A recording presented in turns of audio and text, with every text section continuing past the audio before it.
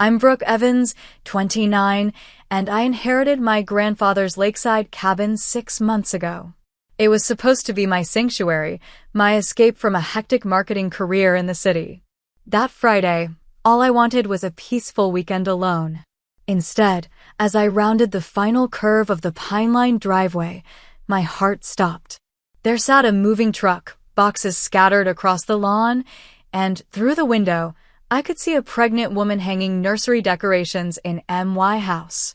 Before I continue this nightmare, let me know where you're watching from in the comments, hit that like button, and subscribe to join me through this wild family drama. Trust me, you'll want to hear how this ends. My grandfather George was the most important person in my life growing up. When my parents divorced when I was 7, Grandpa George became my rock. Every summer from age 8 until I graduated college, I spent 3 weeks at his lakeside cabin in northern Michigan. Those were the memories that shaped me. The cabin itself wasn't anything fancy. A 2-bedroom log structure with a stone fireplace, wraparound porch, and private dock on Crystal Lake. But what made it special was how Grandpa George taught me everything there. How to bait a hook and clean a fish. How to identify bird calls at dawn. How to paddle a canoe against the current. How to build a fire that would last through the night. This place has spirit, Brookie, he'd tell me, using my childhood nickname. Not the kind from ghost stories. The kind that builds character. The kind that stays with you. We'd sit on the dock during sunset, our feet dangling in the cool water, eating homemade ice cream, and talking about life. As I grew older, those conversations evolved from simple stories to meaningful discussions about my dreams, fears, and aspirations. When I struggled with anxiety in high school, it was at the cabin where I learned meditation from Grandpa. When I doubted my career choices in college, it was on that dock where he helped me map out my future. The cabin represented more than property. It represented unconditional love and wisdom. When Grandpa George was diagnosed with congestive heart failure 3 years ago, the family rallied around him. My sister Amanda visited regularly with her husband Jason. My parents, though divorced, both made time to help with doctor appointments. But it was me who moved temporarily into his main residence in Ann Arbor to provide daily care during his final year. During that time, Jason started dropping hints about the cabin. "George sure loves that old place," he'd say casually. "Amanda and I have always dreamed of raising kids in a spot like that. Away from the city, you know." I never responded to these comments. My focus was on making Grandpa comfortable, not on inheritance talk. 2 months before he passed, Grandpa George updated his will with his attorney, Patricia. He gathered the family in his living room afterward. "I've made my decisions with clear mind and heart," he announced, his voice weaker but his blue eyes still sharp. "The Ann Arbor house will be sold and proceeds divided equally among all of you. My investments will be split the same way." Then he looked directly at me. "Brooke, the cabin goes to you. You've always understood what makes that place special. I know you'll honor its spirit." The room fell silent. I remember feeling overwhelmed with emotion, gratitude mixed with the painful reminder that soon he'd be gone. Amanda hugged me afterward, whispering, "He made the right choice. You love that place more than any of us." But Jason's reaction was different. His congratulations felt hollow, his smile forced. In the kitchen later, I overheard him telling Amanda it should have been ours. "We're the ones planning a family. What does Brooke need a whole cabin for? She's single." Amanda defended me. "It's not about need, Jason. It's about connection. Brooke and Grandpa shared something special there." "Still," he insisted, "family property should benefit the whole family." Over the next months, as Grandpa's health declined further, Jason became increasingly vocal about shared family usage of the cabin. He'd corner me with comments like, "Once it's yours, we should set up a schedule. 2 weeks for you, 2 weeks for us. That's fair, right?" I would respond vaguely, not wanting to create conflict while Grandpa was still with us. "Let's talk about arrangements later." After Grandpa passed and the will was officially executed, I became the legal owner of the cabin. At the small gathering following the funeral, Jason approached me again. So, about summer scheduling for the cabin. This time, I was direct. Jason, I appreciate your interest, but I'm not ready to establish sharing arrangements yet. I need time. But Amanda and I were hoping to take the kids there this summer, he pressed. Amanda and Jason had no children yet, though they'd been talking about starting a family for years. I understand, but the cabin is my private property now. When I'm ready to have guests, you'll be among the first I invite. His face hardened. That's pretty selfish, don't you think? Hoarding a family resource? Amanda pulled him away before I could respond, but the interaction left me unsettled. It became clear that Jason never truly accepted that the cabin belonged solely to me. Monday morning meetings at Burton Marketing were always brutal. As senior account manager, I was responsible for presenting weekend performance metrics to our high-profile clients. That particular Monday, our biggest client, Nature Life Supplements, was threatening to pull their seven-figure account due to underperforming ad campaigns. We need to completely overhaul the strategy by Friday, my boss Derek insisted. Brooke, I need you to take point on this. Whatever it takes. That meant 14-hour workdays ahead. By Wednesday, my stress levels had reached critical mass. That evening, my phone rang. It was Amanda. Hey sis, she said, her voice unusually subdued. Got a minute to talk? I balanced my phone between ear and shoulder while continuing to type. For you, always. What's up? Jason and I separated 3 weeks ago, she said. I'm staying at Mom's for now. My fingers froze over the keyboard. What? Why didn't you tell me sooner? Amanda sighed. It's complicated and embarrassing. Jason's been seeing someone else. A woman named Hazel from his office. I'm so sorry, Amanda, I said, truly shocked. Jason and Amanda had been together since college, almost 10 years. There's more, Amanda continued. Hazel is pregnant. About 7 months along. He's been seeing her for almost a year. I was speechless. The timeline meant he'd been cheating on my sister while we were caring for our dying grandfather. The kicker is how suddenly he's all about settling down and building a family with her when he always told me he wasn't ready for kids, Amanda said bitterly. Now he's desperate to create this perfect family image. He even bought a crib last week. After comforting Amanda, I promised to visit her over the weekend. We hung up, and I tried to refocus on work, but my mind kept drifting to Jason's betrayal. Just before midnight, my phone buzzed with a text from an unsaved number. Brooke, it's Jason. Need a favor. Can I use the cabin this weekend? Just for a couple days. I stared at the message in disbelief. After what Amanda had just told me, he had the audacity to ask for favors. I typed back. No, Jason. That won't work for me. His response came quickly. Come on, I'm in a tight spot. Moving out of the house and need temporary space. It's just sitting empty anyway. I said no. Please respect that. 3 dots appeared, disappeared, then reappeared. I thought family helped family. Guess I was wrong about you. I didn't respond. The next morning, another text arrived. You're being unreasonable. Amanda and I are just going through a rough patch. I need somewhere quiet to think. I showed the messages to Lauren, my best friend since college, over lunch. The nerve of this guy, Lauren said, shaking her head. He's manipulating you with that family helps family garbage. Classic guilt tripping. I know, I agreed. And he didn't even mention that he's left my sister for a pregnant girlfriend. You need to be crystal clear with him, Lauren advised. No ambiguity he can exploit.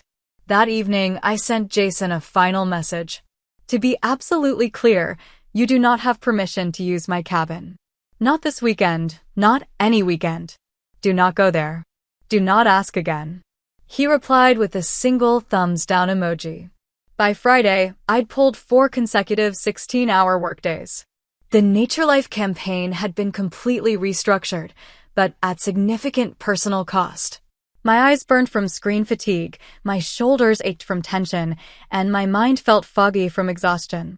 "You need a break," Derek said after our final client call. "Take Monday off. You've earned it." That's when I decided to drive up to the cabin myself. A long weekend of lake air, silence, and solitude was exactly what I needed. I texted Amanda to reschedule our visit, packed a small bag, and hit the road by 3 p.m. During the 3-hour drive north, I felt the tension beginning to melt away.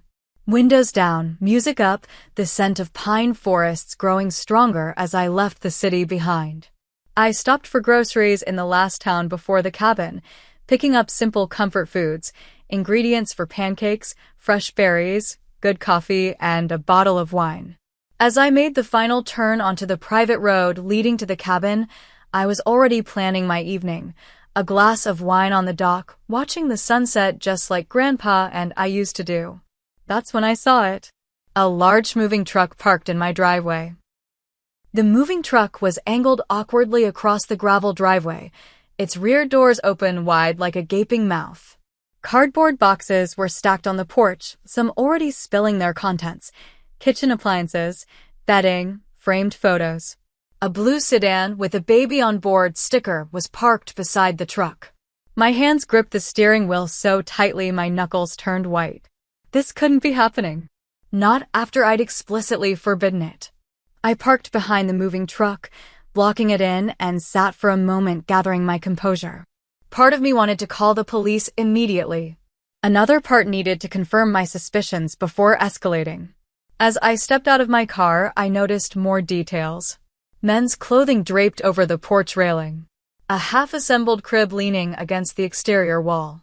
A dog bowl filled with water, though I couldn't see any dog. I walked around the perimeter of the cabin, looking through windows. The main living area was in disarray, with more boxes and unfamiliar furniture.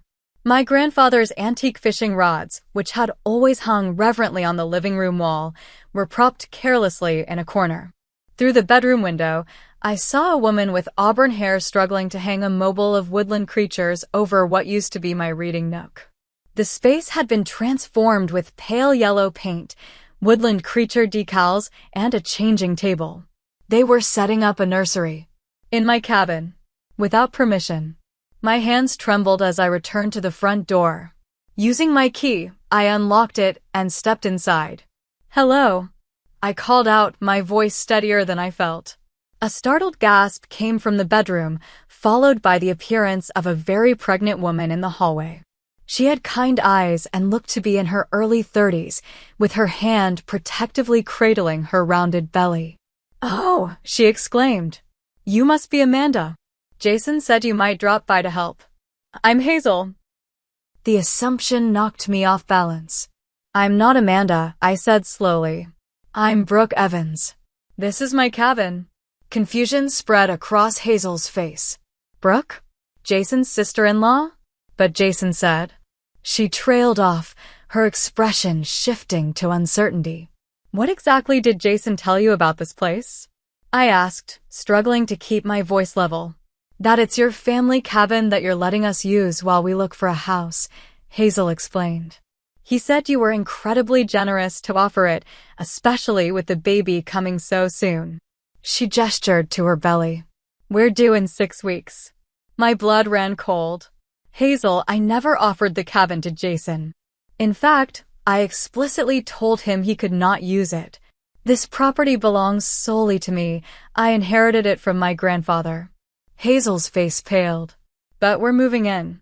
Jason said we could stay as long as needed. He's already given notice on his apartment." Her voice rose with alarm. "He said you were happy to help us during this transition." "None of that is true," I said firmly. "Jason doesn't have permission to be here, let alone move in." The sound of tires on gravel interrupted us. Through the window, I saw Jason's black truck pulling up beside my car. He emerged carrying takeout bags, whistling casually as if this were his home. The door opened, and Jason froze mid-step when he saw me. "Brooke," he said, recovering quickly and forcing a smile. "What a surprise. Didn't expect you until tomorrow." I never said I was coming tomorrow. I told you not to come here at all, I replied, my voice dangerously quiet. What exactly do you think you're doing, Jason? He set the food down and spread his hands in a placating gesture. Now let's not make a scene in front of Hazel. She's in a delicate condition. Answer the question, I insisted. Why are you moving into my cabin after I explicitly told you no? Jason's expression hardened. Look, you're being unreasonable about this whole thing. You have this huge cabin that sits empty most of the time. We need a place to stay. It's a perfect solution. A perfect solution would be respecting my property and my boundaries, I shot back. It's family property, Jason argued, his voice rising. Your grandfather would have wanted it to help family in need. Don't you dare invoke my grandfather, I warned. This cabin was left specifically to me, not to the family collectively. You have no rights here. Jason stepped closer, lowering his voice. Be reasonable, Brooke. Hazel is 7 months pregnant. We need stability. We've already started moving in. You can't just throw a pregnant woman out. I glanced at Hazel, who looked increasingly distressed, then back at Jason. You put her in this position, not me. You lied to her about having permission to be here. We're not leaving, Jason said flatly. I've already set up mail forwarding and utilities in my name. The movers are coming back tomorrow with the rest of our stuff. This is illegal, I pointed out. It's trespassing and attempted theft of property. Jason laughed coldly. Go ahead, call the cops on a pregnant woman. See how that plays with the family. With the locals. You'll be the villain here, not me. The manipulation was so blatant it took my breath away. He had orchestrated this entire situation, counting on social pressure and my own sense of decency to force my compliance. You have until morning to pack what you've brought and leave, I stated firmly. Both of you. Or what? Jason challenged, stepping even closer, using his height to intimidate me. This is happening, Brooke. The sooner you accept it, the easier it'll be for everyone. We're moving in. We're setting up the nursery. This is our home now. In that moment, I saw Jason clearly for perhaps the first time, not as my brother-in-law, but as someone willing to bully and manipulate to get what he wanted. Someone who had cheated on my sister while our grandfather was dying, who had lied to his pregnant girlfriend, and who now thought he could simply take my property through sheer force of will. This will never be your home, I said quietly. Never. A tense silence filled the cabin. Hazel had retreated to the bedroom, and I could hear her soft crying through the thin walls. Part of me felt terrible for her. She was clearly a victim of Jason's lies too. But the larger part of me was incandescent with rage. Jason had made himself comfortable on my grandfather's recliner, pointedly ignoring me while scrolling through his phone. The casual way he claimed the space made my blood boil. You need to talk to Hazel, I said. She deserves to know the truth about this situation. I'll handle Hazel, Jason replied without looking up. She's emotional because of the pregnancy hormones. Best to let her calm down. I walked to the kitchen to get water and collect my thoughts. On the counter sat moving documents with Jason's new address listed as the cabin's. He'd been planning this for weeks, methodically laying groundwork for a permanent move. When I returned to the living room, Jason had disappeared outside. Through the window, I watched him making phone calls, gesturing animatedly. Preparing his next move, no doubt. I knocked gently on the bedroom door. Hazel? Can we talk?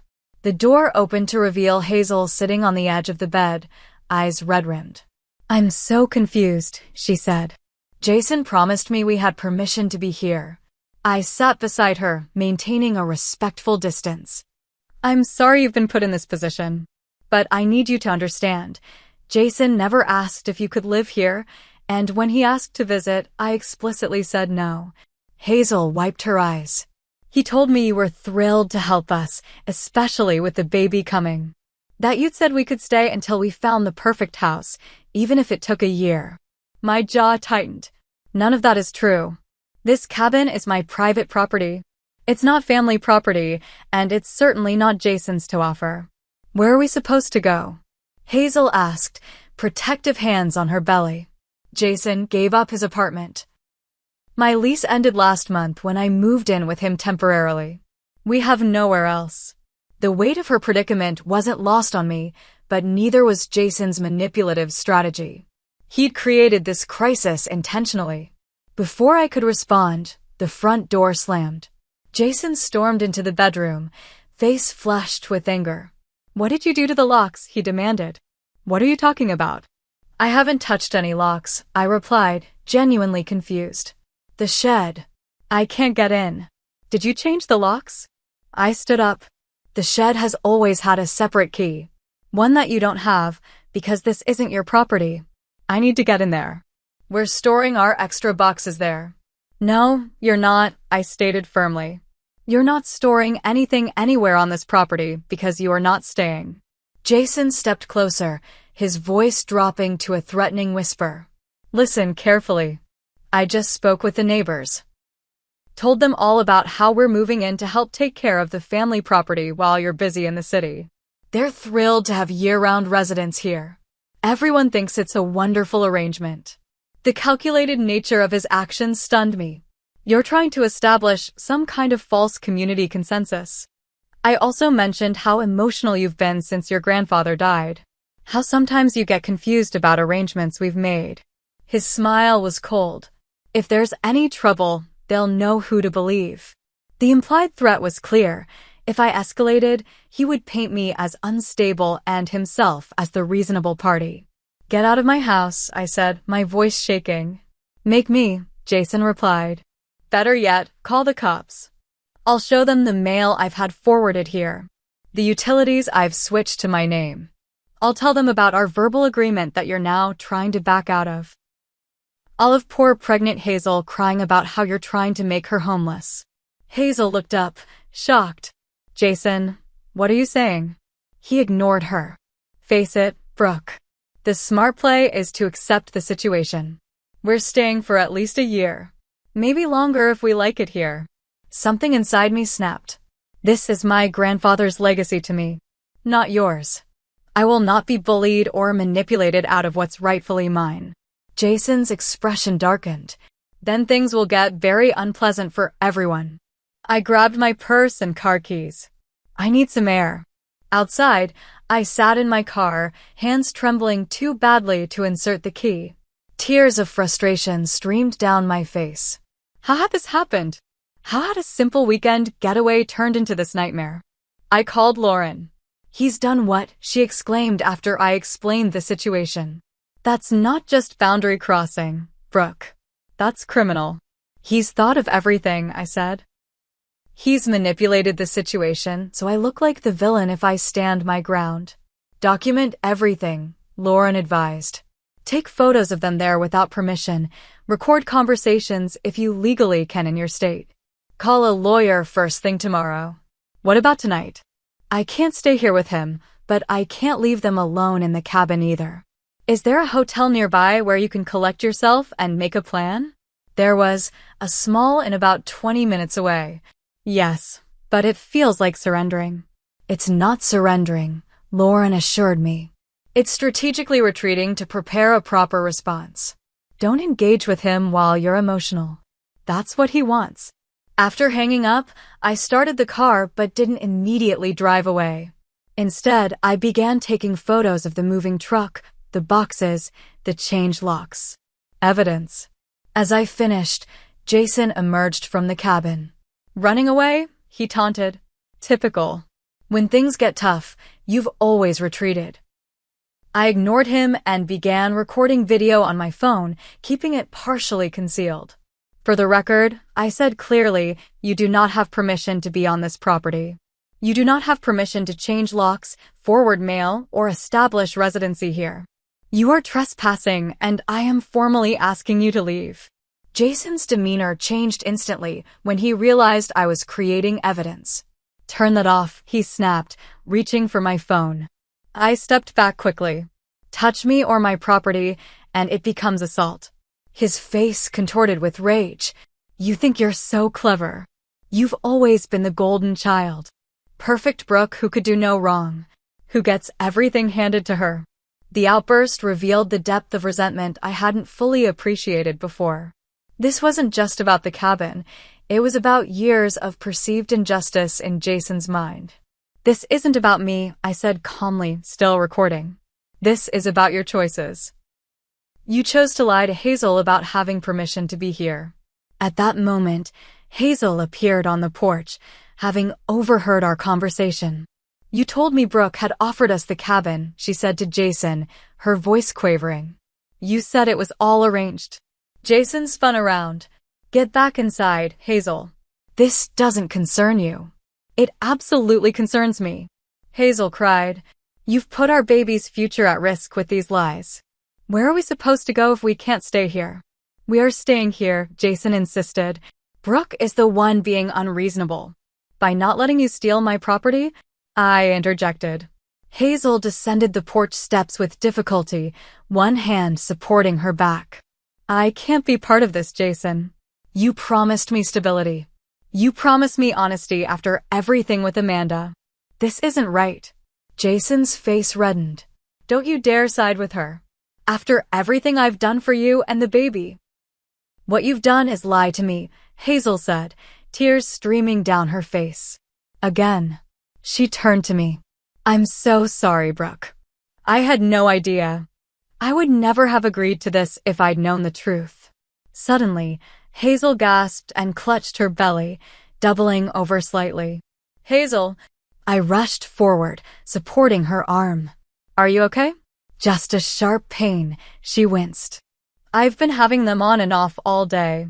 Alarm bells rang in my head. "How far apart are these pains?" "I don't know. Maybe 20 minutes? It's probably just Braxton Hicks contractions. The doctor said those are normal." "We should get you checked out anyway," I said firmly. 7 months is too early for real labor." Jason stood frozen, seemingly paralyzed by the medical situation and the collapse of his plans. "I'll take her to the hospital," I decided, glaring at Jason. "You can stay here and start packing up your things. When we get back, I expect to see progress on that front." As I helped Hazel to my car, leaving Jason standing impotently in the driveway, I realized we had reached the breaking point. There was no going back from here. The nearest hospital was 45 minutes away in Carson City. As I drove, Hazel called her obstetrician, who advised her to get checked as a precaution, but reassured her that stress-induced Braxton Hicks contractions were common. "I'm so embarrassed," Hazel said after hanging up. "I had no idea Jason was lying about the cabin." "It's not your fault," I said, keeping my eyes on the winding country road. "Jason is manipulative. He lied to both of us." Hazel stared out the window. "He's been doing that a lot lately. Telling me one thing, then I find out later it wasn't true." "Like what?" I asked, genuinely curious about the man who had been married to my sister for nearly a decade.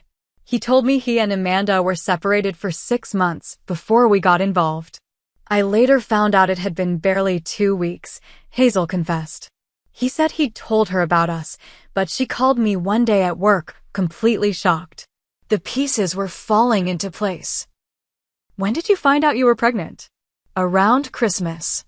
I wanted to end things when I realized how much he'd lied, but then." She placed a protective hand on her belly. "I couldn't go through with an abortion. It just wasn't right for me." "And Jason?" Hazel laughed bitterly. Suddenly he was all in. Baby names, nursery plans, talking about marriage. It was a complete turnaround from the man who told me he wasn't sure he ever wanted kids when we first met. We lapsed into silence until reaching the Carson City Memorial Hospital. The emergency room was mercifully quiet, and Hazel was taken to an examination room while I waited outside. I used the time to call Amanda. "Jason did what?"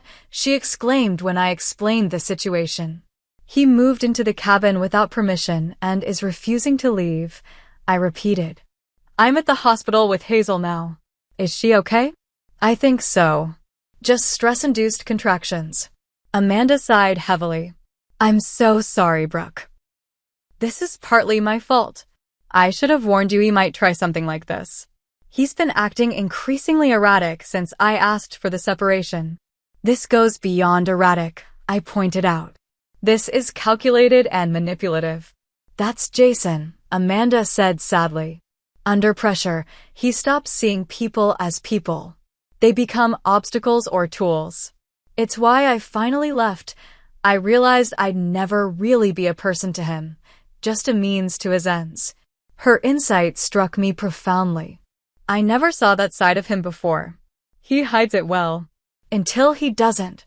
After hanging up, I called the county sheriff's non-emergency line.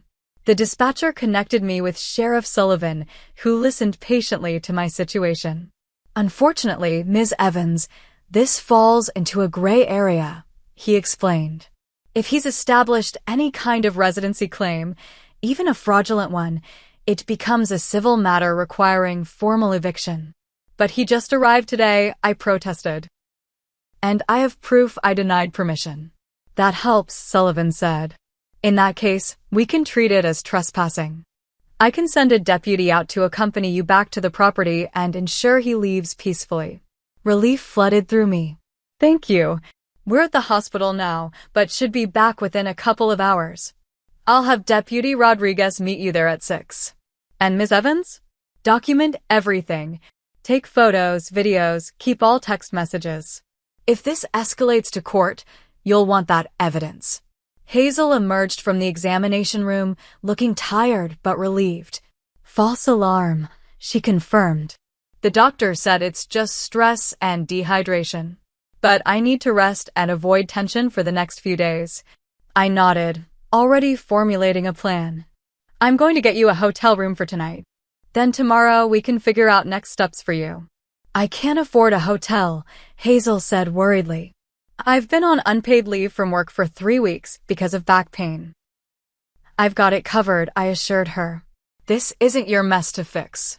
On the drive back, I explained my conversation with the sheriff. Hazel agreed to go directly to the hotel while I returned to the cabin with the deputy. The Holiday Inn Express in town had a vacancy, and I paid for 3 nights up front, giving Hazel my cell number and promising to check on her the next day. Thank you, she said earnestly as I turned to leave. You have every right to hate me, but instead you're helping me. I don't hate you, Hazel. You're as much a victim of Jason's manipulation as anyone. When Deputy Rodriguez and I pulled up to the cabin at 6, the scene that greeted us was worse than I'd imagined. The front door stood wide open. Inside, furniture had been overturned, and several of my grandfather's framed photos lay shattered on the floor. Looks like someone had a tantrum, Rodriguez observed, hand moving instinctively to rest on his holstered weapon. We found Jason in the backyard, burning papers in the fire pit. When he saw the deputy, his expression flickered between defiance and fear. Jason Taylor? Rodriguez called. I'm Deputy Rodriguez with the County Sheriff's Department. We've received a complaint of trespassing on private property. Jason straightened, adopting an injured expression. There must be some misunderstanding, officer. This is family property. I'm well within my rights to be here. I stepped forward, clutching a folder. I have the deed and my grandfather's will right here. The property belongs solely to me, Brooke Evans. Mr. Taylor has no ownership rights whatsoever. Rodriguez reviewed the documents carefully. These appear in order, Mr. Taylor. Ms. Evans has legal right to determine who can and cannot be on this property. We had a verbal agreement, Jason insisted, shooting me a venomous look. I have text messages proving otherwise, I countered, showing the deputy our exchange, where I explicitly denied permission. Rodriguez turned to Jason. Sir, at this point, you have 2 options. You can leave voluntarily with your belongings, or you can be arrested for criminal trespassing. Ms. Evans has made it clear you do not have permission to be here. Jason's face contorted with rage. This is ridiculous. I have rights. Not to this property, you don't, Rodriguez stated flatly. Now, what's it going to be? For a tense moment, I thought Jason might refuse. Then, shoulders slumping, he muttered, Fine. I'll get my stuff. I'll need to supervise that process, Rodriguez informed him. Standard procedure. It took 2 hours for Jason to pack his and Hazel's belongings into his truck and the moving van. With each box, his resentment seemed to grow. As he prepared to leave, he fixed me with a cold stare. "This isn't over, Brooke.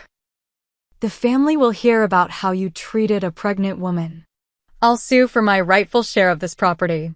I'll make sure everyone knows what kind of person you really are." Rodriguez stepped between us. "That's enough, Mr. Taylor. Any harassment or threats will result in additional charges." Jason snorted derisively but said nothing more.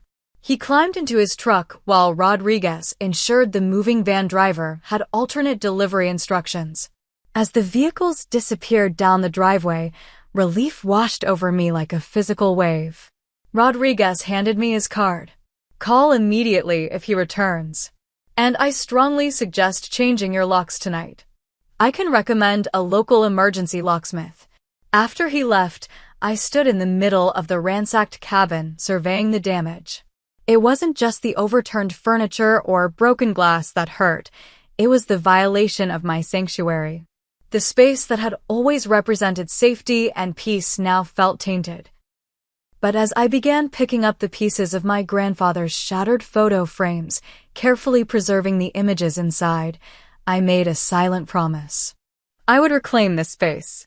I would not let Jason's actions destroy what this cabin meant to me. I called the locksmith Rodriguez had recommended, who arrived within the hour and replaced all external locks.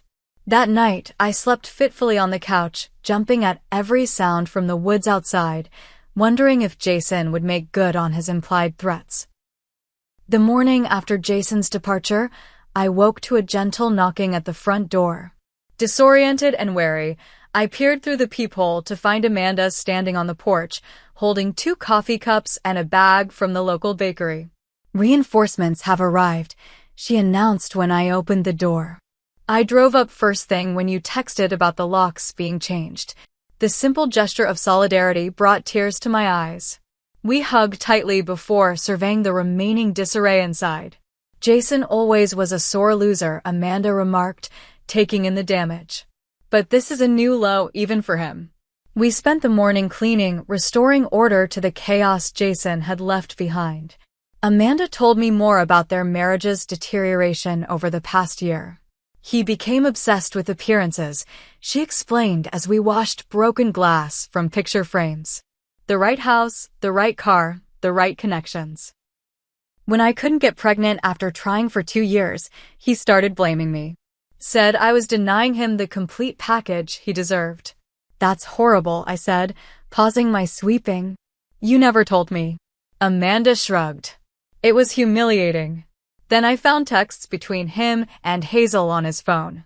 The things he said about me." She trailed off, blinking back tears. "You deserved better," I told her firmly.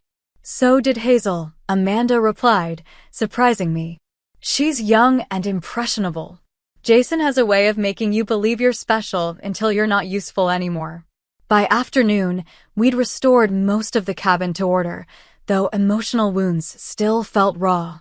I called Hazel to check on her, relieved to hear she was resting comfortably at the hotel. "I've been thinking," I told her. "I know some people at Sierra Women's Resource Center in Carson City.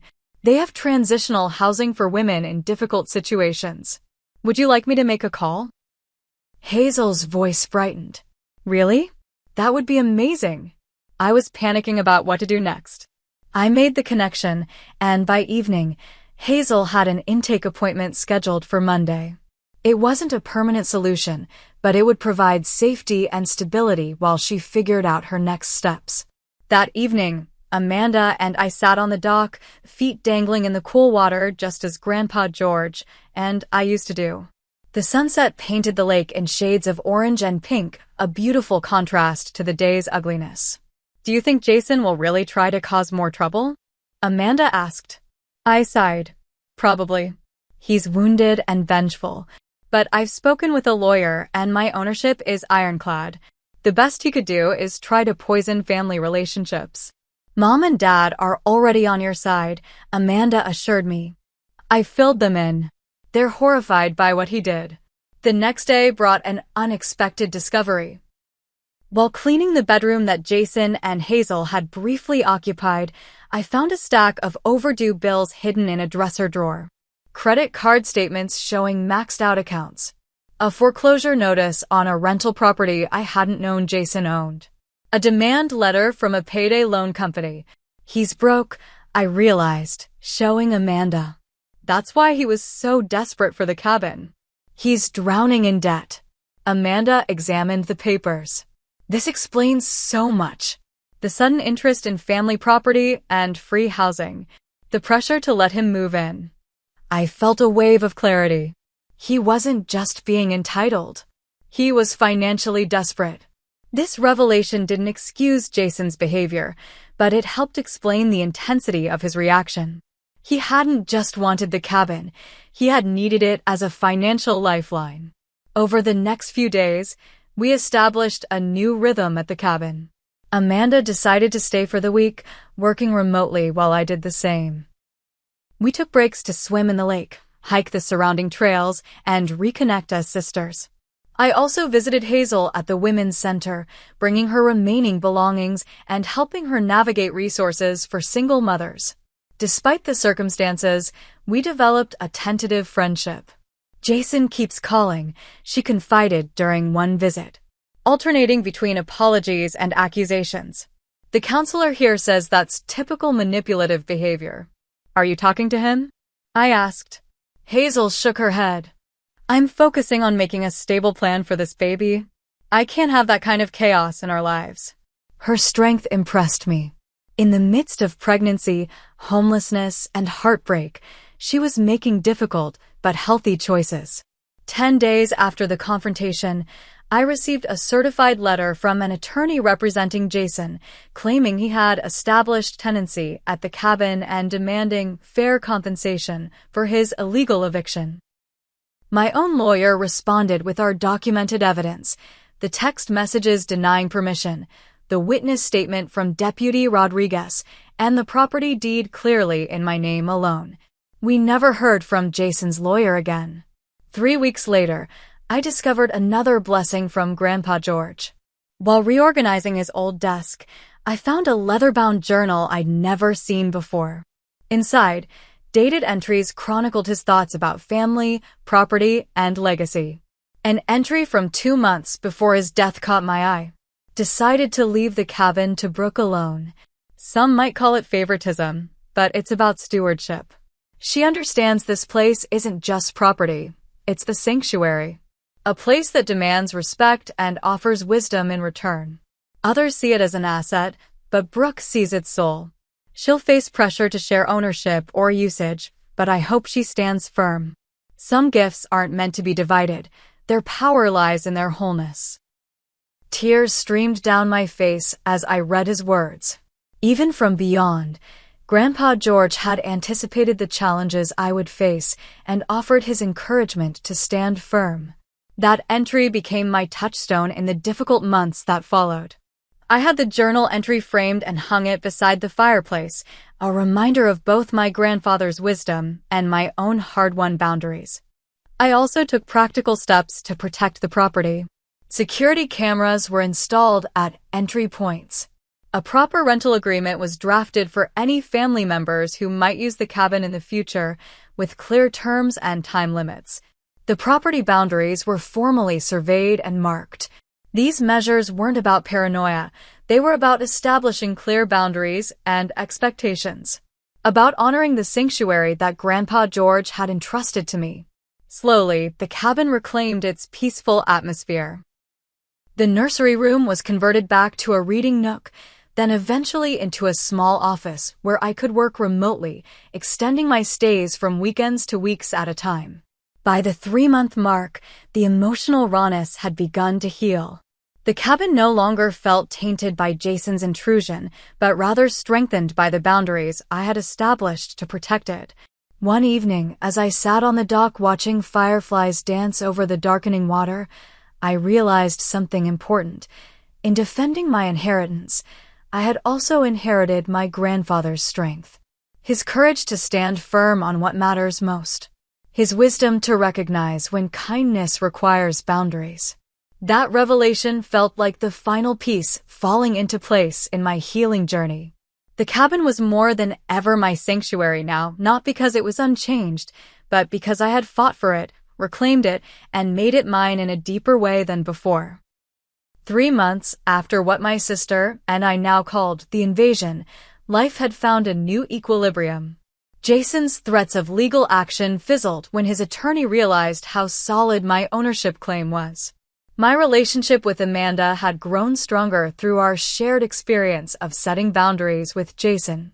As for Hazel, she had found her footing at the Women's Resource Center, securing a part-time remote job that accommodated her pregnancy and later, her newborn. When baby Noah arrived 6 weeks after the cabin confrontation, I visited them in the hospital, bringing a small stuffed fish that reminded me of the ones that swam in Crystal Lake. "Aunt Brooke is here," Hazel told the tiny bundle in her arms, surprising me with the honorary title. "Aunt?" I questioned softly. "You've been more family to us than Noah's actual father," Hazel explained.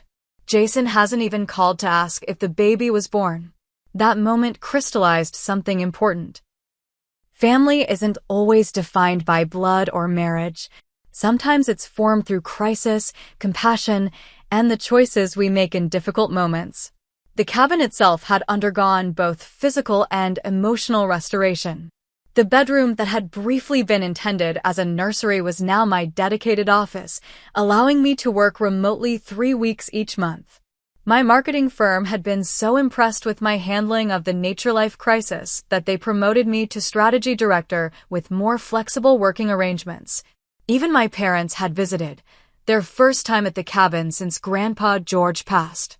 They had brought his favorite fishing pole, which Jason had damaged during his tantrum, now professionally restored.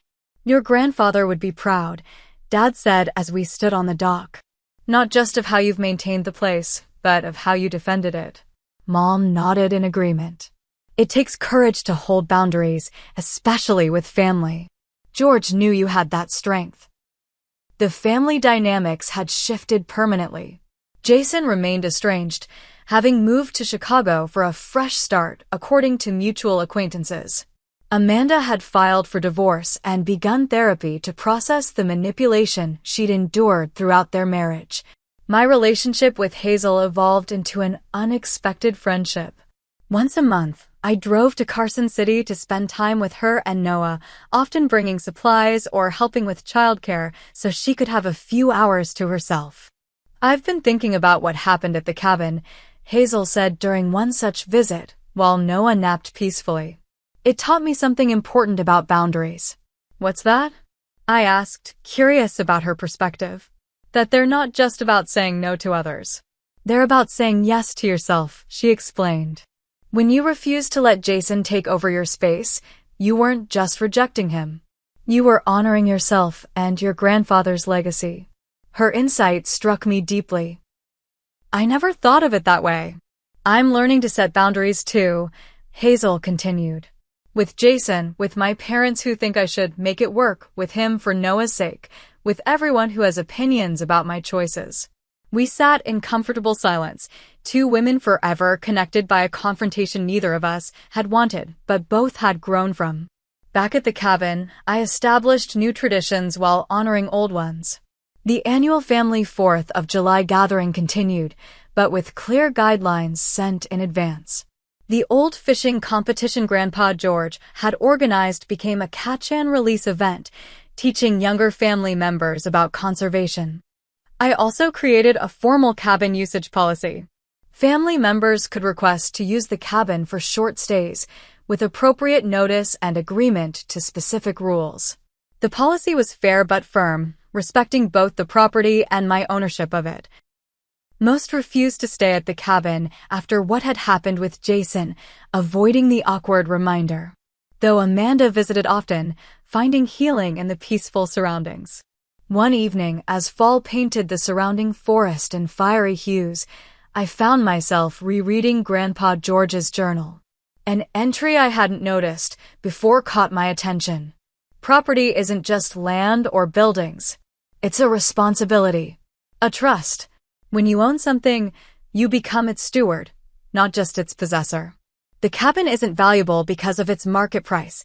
It's valuable because of the wisdom it holds, the memories it keeps, the sanctuary it provides. That's why I'm so careful about its future. Not everyone understands that kind of stewardship. The passage resonated with everything I'd learned through this ordeal. The cabin wasn't just a vacation spot or a real estate asset. It was a legacy of values, respect for boundaries, appreciation for nature, and the courage to protect what matters. As I close this chapter of my story, I'm grateful for the difficult lessons it taught me. Learning to stand firm when faced with manipulation. Recognizing the difference between genuine need and entitlement. Understanding that sometimes the kindest thing you can do is maintain clear boundaries. I wonder about your experiences with family boundaries. Have you ever had to stand your ground against a loved one who didn't respect your property or decisions? How did you handle it? What did you learn? Share your stories in the comments below. If this story resonated with you, please hit the like button and subscribe to hear more real-life experiences. Your support helps this channel continue sharing stories that might help others facing similar situations. Remember, boundaries aren't walls to keep people out. They're guidelines that teach others how to respectfully remain in your life. Sometimes the strongest act of self-love is simply saying no when everything and everyone is pressuring you to say yes. Thank you for joining me on this journey. Until next time, this is Brooke Evans, sending strength to anyone fighting to protect their own sanctuary.